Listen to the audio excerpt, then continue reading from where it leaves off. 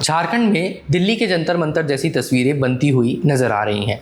छात्र जेपीएससी यानी कि झारखंड पब्लिक सर्विस कमीशन के रिक्रूटमेंट एग्जाम में बड़ी गड़बड़ी को लेकर सड़कों पर उतरे हुए हैं, सरकार से जवाबदेही की मांग कर रहे हैं। तफ्तीश से आपको पूरी जानकारी देते हैं। झारखंड के मुख्यमंत्री हैं हेमंत सोरेन और झारखंड के एजुकेशन मिनिस्टर भी हेमंत सोरेन जी ही हैं। जब से हेमंत सोरेन की सरकार बनी है, छात्रों का ये आरोप है, बल्कि जब से राज्य बना है साल 2000 से, छात्रों का ये आरोप है कि कोई भी सरकारी नौकरी की जो परीक्षा हुई है, भर्ती परीक्षा, वो ठीक तरीके से नहीं हुई है। या तो रिजल्ट बहुत देरी से आया है, या फिर एडमिट कार्ड रिलीज होने के कई साल बाद पेपर कंडक्ट कराया गया, या फिर जो रिजल्ट आया वो रिजल्ट ही खराब था। ये 14th जेपीएससी की रिक्रूटमेंट है, जिसको लेकर सड़कों पर इस वक्त छात्र उतरे हुए हैं।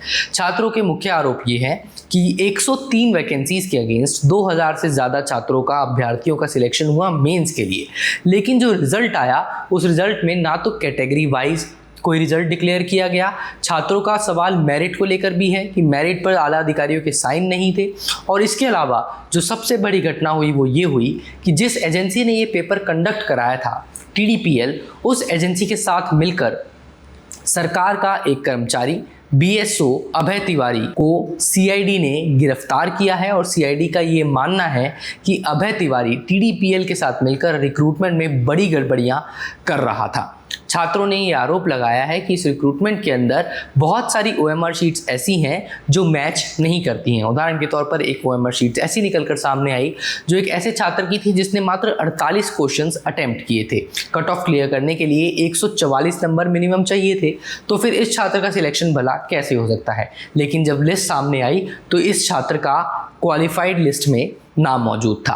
ऐसे बहुत से अलग अलग एग्जाम्पल्स, अलग अलग कहानियां सुनने को मिल रही हैं। जो तस्वीरें आ रही हैं वो थोड़ा सा विचलित करने वाली हैं। अभ्यर्थी सड़कों पर बैठे हुए हैं, कोई सूखे चावल खा रहा है तो कोई सिर्फ चना खाकर अपने हक की मांग कर रहा है। दिन रात लगातार सड़कों पर छात्र बैठे हुए हैं, झारखंड के मुख्यमंत्री और एजुकेशन मिनिस्टर हेमंत सोरेन से अपने हक की मांग कर रहे हैं, जवाबदेही मांग रहे हैं। देखना ये होगा कि क्या झारखंड सरकार भी कुछ वैसा ही रवैया अपनाती है जो शुरुआत में केंद्र सरकार ने जेनजी प्रोटेस्ट के खिलाफ दिल्ली में अपनाया था, या फिर झारखंड के अंदर पिछले कई सालों से पेपर्स में पेपर लीक के अलावा ओएमआर शीट के अंदर डिस्क्रिपेंसी, रिजल्ट को लेकर डिस्क्रिपेंसी, पेपर को कंडक्ट कराए जाने को लेकर डिस्क्रिपेंसी, अननेसेसरी डिलेज, वैकेंसीज के ऊपर सरकार का रवैया, इन सारी चीज़ों से जो कई सालों का फ्रस्ट्रेशन इस जेपीएससी की 14th हायरिंग को लेकर छात्रों के मन में उतरा है, जिसको लेकर वो सड़कों पर आए हैं, उसका निदान करने के लिए सरकार कोई लॉन्ग टर्म सॉल्यूशन ढूंढती है।